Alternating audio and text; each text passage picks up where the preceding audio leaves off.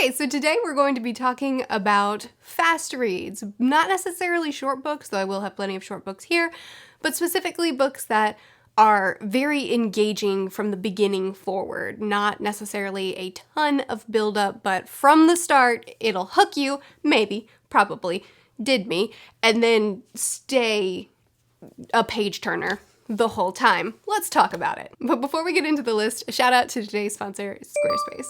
From websites to online stores to marketing tools to analytics, Squarespace is an all-in-one platform that helps you to build your website and run your business. But we'll talk more about them at the end of the video. First book on this list, the original. I just did a dedicated spoiler-free review for it. I'll link it in the corner and the description. The original is a novella that Sanderson co-wrote with Mary Robinette Kowal, who I said in the review for the original that I had never read one of her books, but I was actually currently reading one of her books and it was phenomenal. Honestly, I don't know why you guys let me have a channel. Anyway, this is about a world where there is an original person, but after they die, a copy of them can be made, and their personality and their thoughts and their consciousness can be put in that copy and they can live on through this copy. But it gets a little bit complicated when copies are made before the original is dead. Insert our main character and her trying to hunt down her original to kill it for a whole lot of reasons. Just go check out my review if that sounds interesting. It was a really fun read. Anyway, this book did have some slow moments in the middle, but I'm still putting it on the list because it started off with such a great hook and there was a mystery to it all. Where is this all conspiracy? Should I be doing this at all? All that kind of stuff. And the peeling back of the layers little by little just had me needing to know how it would end. And I was very satisfied with the ending. It's a great book to just fly through and have a great time with. For some reason, I can't find my copy of And Then There Were None by Agatha Christie, so there's an image of it. It's probably because my room is just a series of stacks of books. Regardless, And Then There Were None is the next one on this list. I loved this book. So it takes place on this island. I think, if I remember it, definitely this closed off area. I'm pretty sure it's an island. And this group of people are all brought there for different reasons. And when they get there, they come to learn that it's because they've all been deemed bad people.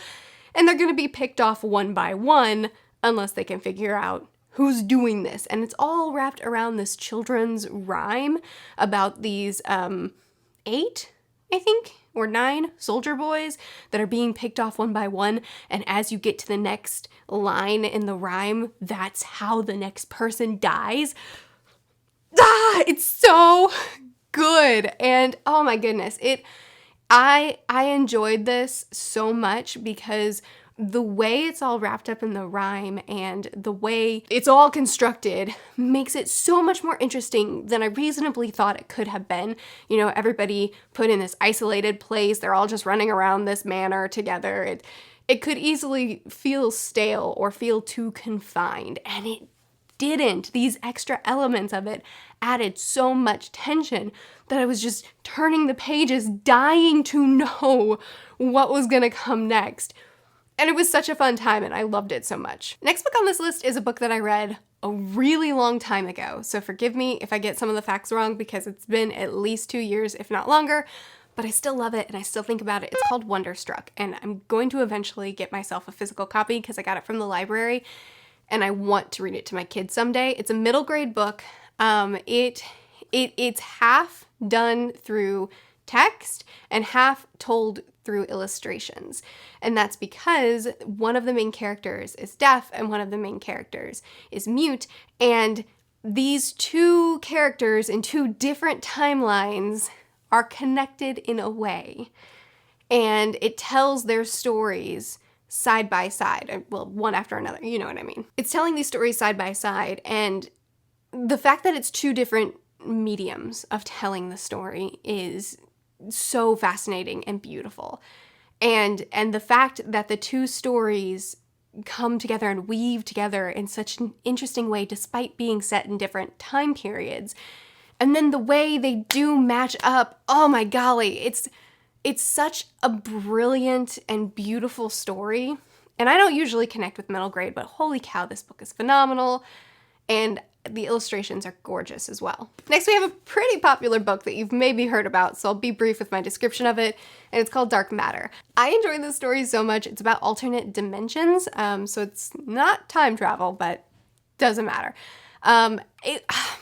Okay, so we follow a guy. We start off with this guy who has been beat up, bloodied, not good. He's in his house, but his house looks wrong. Well, before he gets to his house, he calls his home, and it's his wife on the answering machine, but it's different. Then he goes home, and his house is wrong. He no longer works where he works. Everything is wrong here.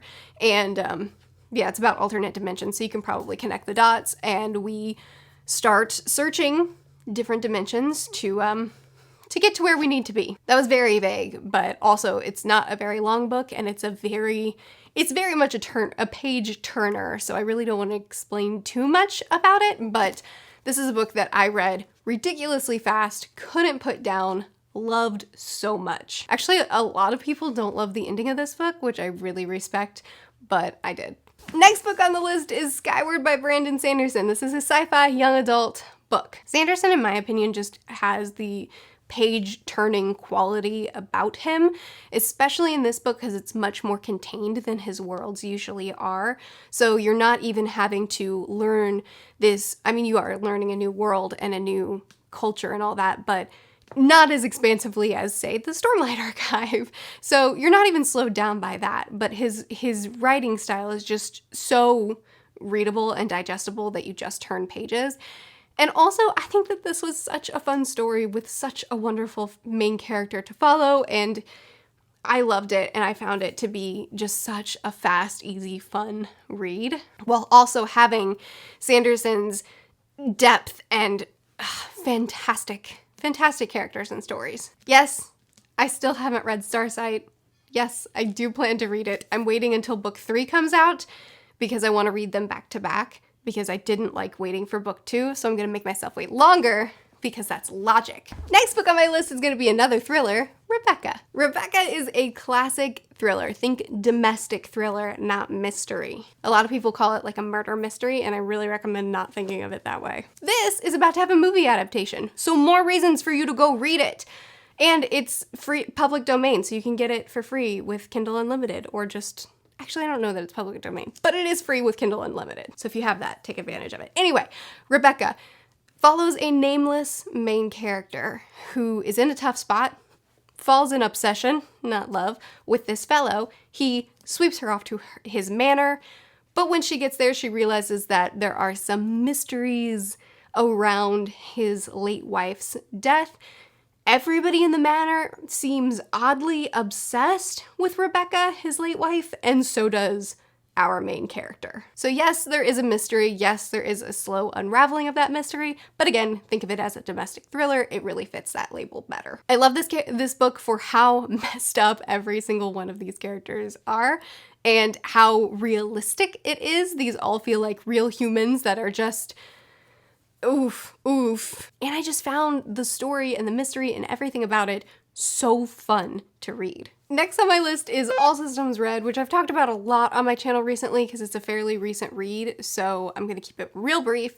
Murderbot is about this robot that is very bad at its job. It doesn't want to be a murderbot. It wants to watch soap operas all day. It's sarcastic, it's empathetic, it's hilarious, and it gets a little bit attached to its humans. It's a novella. This is the first novella in a series of novellas that leads up to a novel, and it's just it's the whole focus is for you to fall in love with Murderbot, and oh my goodness, I think it was so effective. I love this robot so much, and I'm excited to read the rest of the novellas soon. And the last book on my list is The Ocean at the End of the Lane by Neil Gaiman. Neil Gaiman is one of my favorite authors. I've read about 6 of his books now, and this is the first book of his that I read, and I was completely sold on him from just this one book. It's a dark fantasy. It is about this boy that lives in this home, and down the road there is this home full of strange people and an ocean. I don't want to say too much. It follows this boy after someone moves into his home or comes into his home that doesn't really belong, and he enlists the help of the little girl that lives down the lane who has a unique way of helping. I don't know how to describe it. Anyway, why do I love Gaiman? I love Gaiman for how environmental his books are, for how gorgeous his prose is, and for the fact that his books are so intentional. Every little element of his stories is important and matters and ends up weaving together in the end so beautifully. I've recommended this book a lot. So many people have come away saying, wow, I didn't like that like you did. But some of you have come away saying you do, so I'm going to keep recommending it. But really also The Sleeper and the Spindle, which is the most recent Gaiman book that I've read, should also be on this list. It's half illustrated, only 66 pages, gorgeous story, amazing environment, just so good. Some of Gaiman's books are really slow. I guess arguably all of his books are slow, but the way he writes just makes me feel like I fly through his books because I can't stop reading them. So maybe actually he shouldn't be on this list, but it's my list, so he's here. Okay, that's my list of fast reads. Now an ad. Hey, hun. What you doing?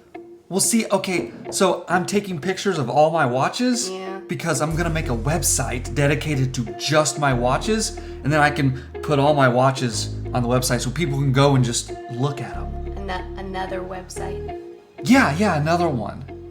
Okay. If you're gonna make another website, okay, this time let's use Squarespace. Squarespace has powerful blogging tools to share stories, photos, videos, and updates. Categorize, share, and schedule your posts to make your content work for you. They also have social sharing. Squarespace's blogging platform supports a configurable sharing button, letting your visitors share content on Facebook, Twitter, Pinterest, Tumblr, pretty much everything. So if you'll go to squarespace.com, you can make up your website, and when you're ready to launch, if you use my link, then you can get 10% off your website or domain. Well, that sounds perfect. I think I'm gonna go do that.